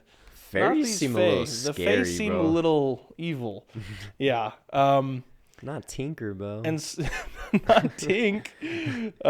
Fae traps. So that's kind of what we're getting into. The Fae trap is a common occurrence that can be found in the wilderness. Oftentimes, Fey traps will seem somewhat out of place from their environment, which will usually cause people to take a closer look at it.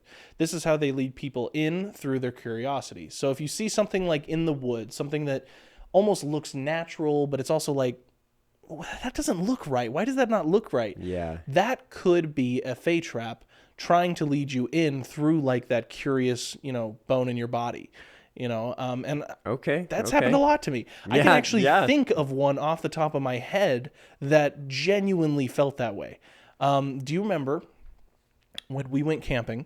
It was you, me, and Isaac, and we went up to that like kind of secluded spot. Camp Sad Tree. Camp Sad Tree. I was actually, yeah. There was a specific spot that we went to when we decided to go hiking one day. I don't know if I could really paint the picture in your head, but for chat and for you, just imagine we had kind of hiked down sort of encompassed by two hills on the side. And there was like a big tree that we had to pass around to go down this little crevice in the woods. And it took us down for a little while until there was this big opening that seemed super out of place. And it had different tree colors, different grass color. There were butterflies all around it. Yes. And it was really weird because it just felt like it didn't match anything of the other forest part. Because like you also, so for chat, where this was predominantly just like, not even woods. It's predominantly like, I would say like just dirt. Yeah. Very like... There were big trees, but like when you think of the woods, that it wouldn't be like what you picture. Stereotypical, like, oh, I'm going into the forest. Like it was just very, like dead. Yeah. Yeah. Like, very dead atmosphere. But this, because I do remember this exact spot. Now, once you said the butterflies, I remember. Just this exact spot was just completely like green. Yeah. Almost. It was just very, very alive. Yeah. That's the only way I could describe it. Very alive around a place that was very dead. And it's interesting because like I remember thinking to myself, this feels like a movie moment, like a weird, like this looks like something taken out of a picture and shouldn't be here. And I never thought about it twice after that. Reading all this Fey trap nonsense immediately sent me back there. And I was like, oh, if there is something to the Fey traps, I would have gotten taken. Well, and it's very interesting too when you think about like at least for me, because again, like I'm very skeptical. I don't ever remember any water that could, I guess, give life. Like in that more generalized spot. Best that could do is rain, but again, there were no rivers. Just lakes. Just a very out of place spot. Yeah. Yeah. That's very interesting. I guess I don't know if this really relates in comparison to like what we saw, but the Fey traps commonly, I guess, appear as a ring in nature, often seen through like mushroom rings or rings of rocks and grass, which to me, it kind of fits in because like, I don't know about you, but I remember the area almost being encompassed and you couldn't really see it from the outside, but when you came in, it was almost like a circular area. Yeah. So who knows? But they can also, however, appear as like misguiding trees and also in some cases orbs of light. Which, it's interesting. It's interesting. I don't know if I've ever seen orbs of lights. We called it Camp Sad Tree because there was literally a tree. There was a tree that did also look sad face, not natural. Yeah. Like, yeah. Who knows? Maybe we almost fell into a Fey trap. I mean, that night we felt didn't feel odd. There was some weird happenings going on that night. That is true. But I'm glad we didn't get caught because I'm glad we're still here. Get caught in a Fey trap, it's believed that the person will be forced to work or dance to exhaustion or even death. And that's like kind of the, I guess, better of the two things that could happen to you, because the other is that if you get caught in a Fey trap, you could be transcended to the Fey's world. Because I guess they live on a different plane of existence in a way, at least according to the belief. Interesting. So multi-dimensional? Yeah, multi-dimensional kind of thing. Interdimensional Bigfoot. Yeah. Yeah, like I said, I don't know how I feel about the Fae, but it's okay. But in that case, the reason that would be so bad is because I guess there's no way back. There is no way to travel back from the Fey realm. Well, like, what if it's nice over there? Sure, but from what I gathered, it's not. Because no one wants to go there. I mean, like, if but I who knows? Obviously, no one has gone there and come back to recant what that it is was. true. So. That is true. I mean, if I have to dance till I die, can I at least dance to Cotton Eye Joe? Like, yeah. I would not want that to be my final dance. Where did you come from? Where did you go? Well, I went to the fairy realm. That's where I went. I went to the fairy realm. And I didn't come back. Listen to Cotton Eye Joe till the day I die. I mean, that's the way to go, dude. That's the way to go. Is it really? Going down to Cotton Eye Joe, dude? I don't know if that would be the song I'd choose to die to. Well, you choose something like In the Arms of an Yeah, Angel. probably. Yeah, dude. Yeah, probably. Some dumb stuff. If I'm going out, I'm going down to a fun song, dude. I'd probably go out to like the SpongeBob theme song. Are Just you on ready, re- kids? on No, I repeat. am really not. I am very scared. But yeah, so I hope you guys kind of enjoyed some of those weird moments in the wood, the weirdness of the woods. But yeah, I think that was kind of fun, and some of the interesting things I found, as far as some of the things you can find in the woods, as well as some of the crazy woods that you can experience for yourself. So,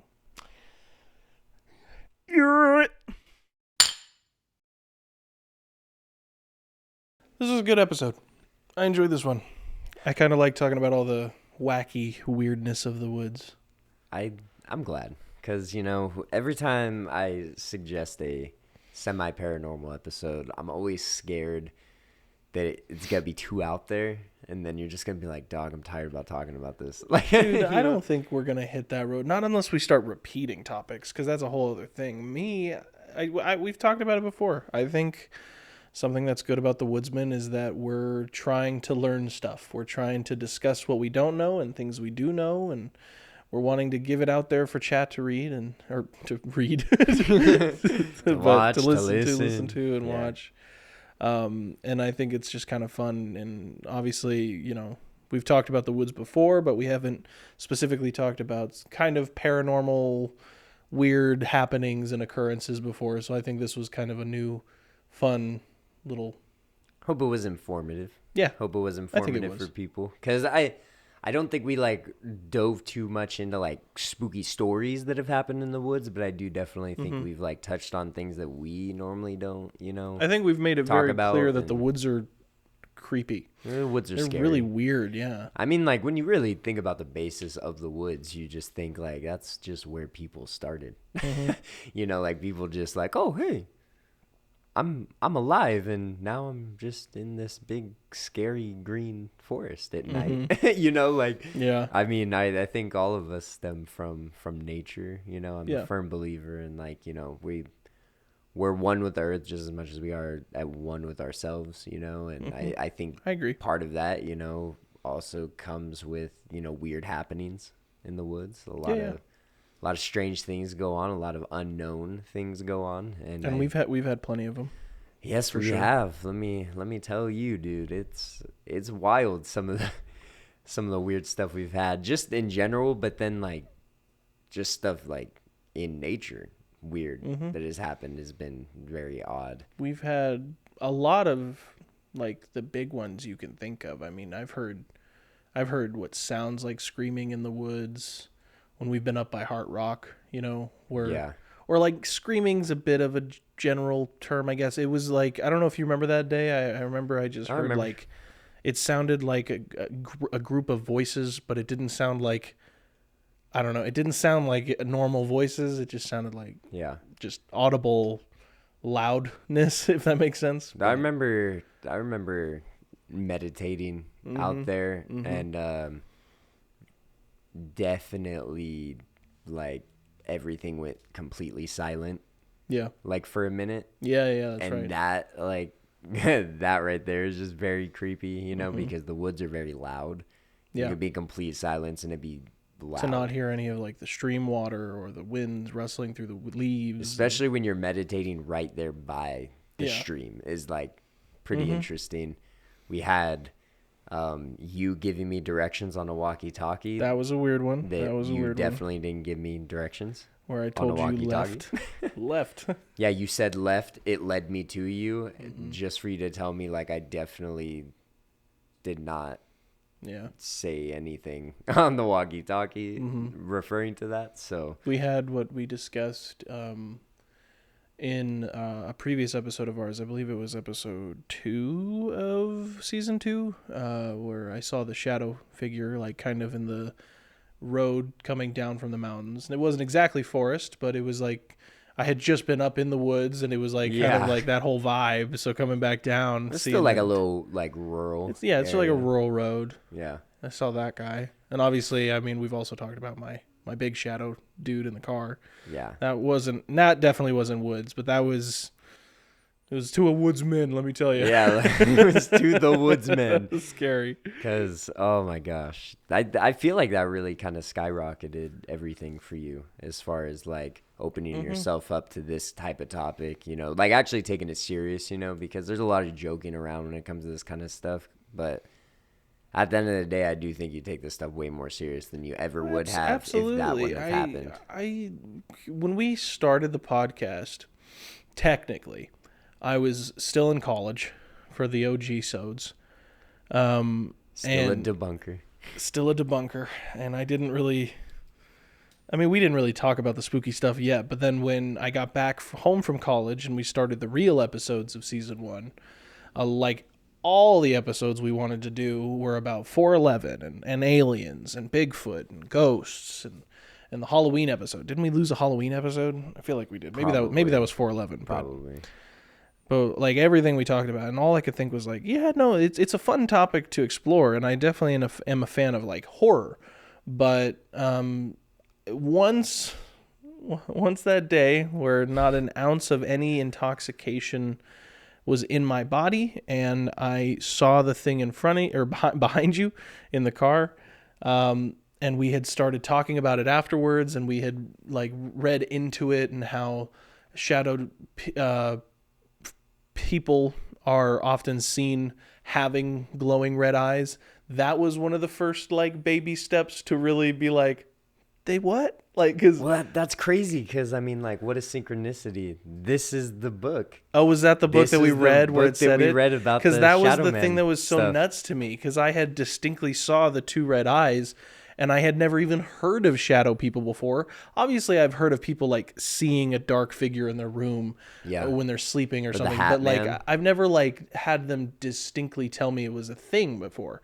Because I would have before this just chalked it up to be like, oh, a demon or a ghost or whatever, and not just specifically its own thing that could be separate from those other things. And so, but when I read that other people account the red eyes as like a common occurrence, I was just like, oh, something's wrong.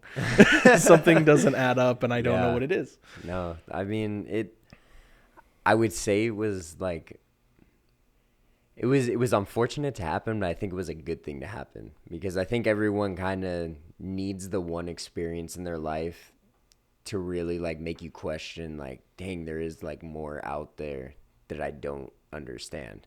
You know, because I think we, especially, like, correct me if I'm wrong, especially growing up in like a Christian household or like any sort of like established religion type of household, I feel like you almost kind of get comfortable in the fact that it's like, well, I know everything because I, you know, learn it in school, or I learn it, you know, at church, or I learn it at, you know, wherever your place of worship or anything is, you know. You kind of almost get comfortable in like knowing like, oh, well, I'm safe, I'm good, so I don't got to worry about anything.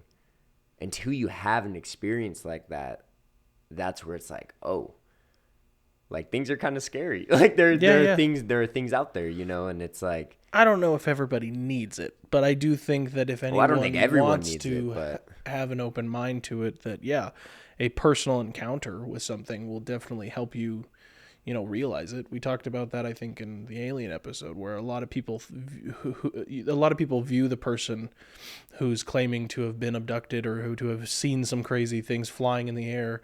They claim that they're just the crazy hillbilly down the street seeing things.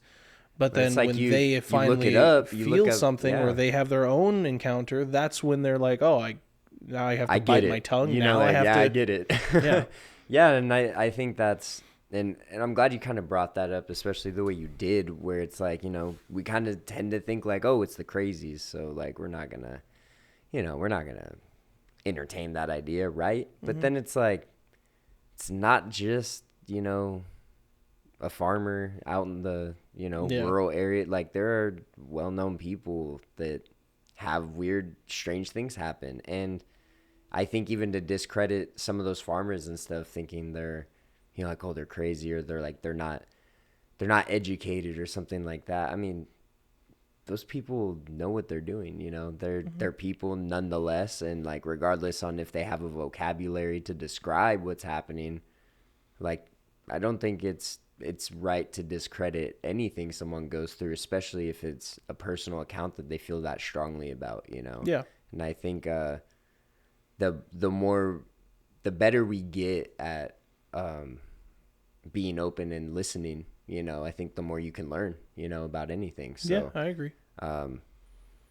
Well, we had some weird stuff happen, More recently, like yesterday, that is pretty crazy, I would say. And, I was definitely not the woods, but again, rural area. And I think, we definitely learned some things. If you agree, I think I definitely learned some things, have even more questions than answers, but yeah. I could say that I definitely think my shadow buddy is I wouldn't Hanging necessarily around. call him mine, but I definitely think shadow buddy is definitely real. yeah, I could definitely say that for certain. yeah, If I couldn't before, or on even the second attempt, I'll tell you that, you know. And it's, again, the thing that was interesting about that whole fiasco yesterday was that, you know,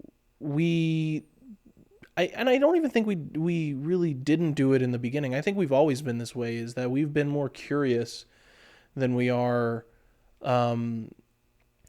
trying to just be like everybody else, trying to find ghosts. Like, we maybe in the beginning, when we did it for like the YouTube channel, on my YouTube page, where we would like go ghost hunting, and we'd go to the school, and then we'd go to into the park and stuff like that, and we'd see some weird stuff, and then we like play it up, like, oh, that's so weird, all the freak trash ourselves cans out, and it's not that wasn't weird, but it was like we were kind of playing a game. And I think the older we get and the more mature we get, the more we realize that we just don't have answers to life. And so we are curious to see what is out there and what is going on. And so to kind of go into that whole thing, I think we tried to learn some answers. We kind of had our own tools and everything to kind of try and speak to whatever is out there, Yeah. whatever it is. Because I know one thing you did was, which I thought was cool, was when you would try to talk to whatever, you would address it as whatever. You would say like, hey, are you like from a different dimension? Are you like, are you an interdimensional Bigfoot? No. Yeah, you know, like, didn't say that, but, no, but you would like actually address it as something that like you don't know what it is. Yeah, it's not like we're ghost hunting. We're talking. You're hunting. You're just hunting for truth, answers. You're hunting. Yeah, hunting for the truth. Exactly. You know, and I think that's, you know, there's a lot of ghost shows and like all that stuff where it's like, I mean, some of it's entertaining, a lot of it's played up. I think it honestly hinders the research of any sort of paranormal phenomena, because people then don't take it seriously. Because you got people like Zach Bagan just shouting at ghosts like, "Oh, show yourself," and it's like, yeah, you're not gonna get answers like that. First of all, and if he watches this, crazy, because we're not big, but like, if you're watching it, you're really hindering the research that people could be doing by doing stuff like that. I think we just don't know what at the end of the day is going on when it comes to things like that. A lot of people like to, like we said before, categorize things in certain boxes because they want to make it feel better or make themselves feel better. But at the end of the day, like, you don't know what you're dealing with. You don't know what you're coming through and talking to, you know. As far as like, oh, it's a ghost, oh, it's a demon, it's this, it's that. It's like at the end of the day, like you could be having a completely different experience than you're even thinking in your head. So I mean, like, I really tried to address like what we were doing as like, well, what are you? Like, I'm not going to come in with an assumption of like, oh, okay, so this is definitely someone who's already died. This is definitely, you know, like you're already putting like barriers on something rather than just being like, hey, whatever's out there, if you can communicate, what are you trying to communicate? You know, what are you trying to say? What are you trying to do?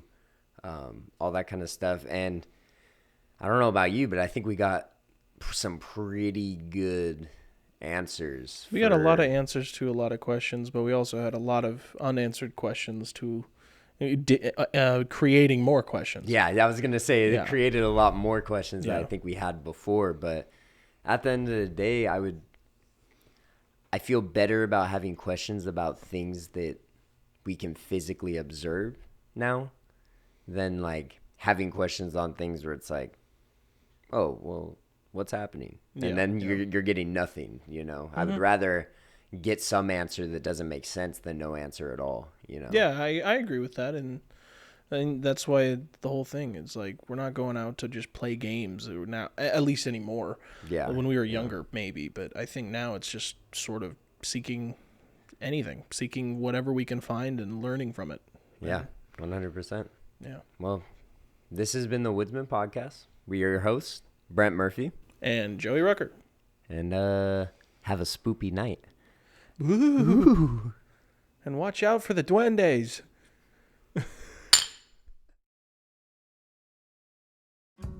The Woodsmen Podcast is actively reading and responding to everything and anything on Instagram and our email. If you have any questions, comments, or concerns about the show, or would like to possibly be on the show, you can email us at thewoodsmanpod@gmail.com. Make sure to keep up with all things Woodsman related on Instagram as well, at WoodsmanPod. Don't forget to rate, like, and subscribe to the Woodsmen Podcast wherever you get your podcasts, with video exclusively on YouTube and Patreon. Make sure to follow our personal accounts at Strange Kids and Pie Master J on all platforms. The Woodsmen Podcast is co-produced by Brent Murphy and Joey Rucker. Our technical producer and engineer is Eric Bessero at Elite Sound Studios, with additional engineering by Brent Murphy. Video editing by Joey Rucker, and blood, sweat, and tears by all of us. Any additional content by the Woodsmen Podcast may not be used without our permission. Copyright Cabin 13 Productions. And remember, if you can see them, they can see you.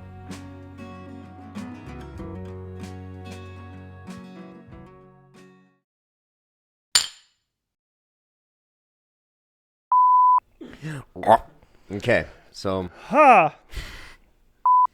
it's not a big deal.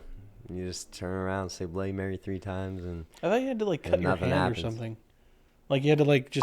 I wanted to take this seriously. I'm sorry. Yeah, you guys are like on the only thing I care about. Like, just thought I'd let you guys know that. For the hell out of me when I was a kid. Bloody Mary.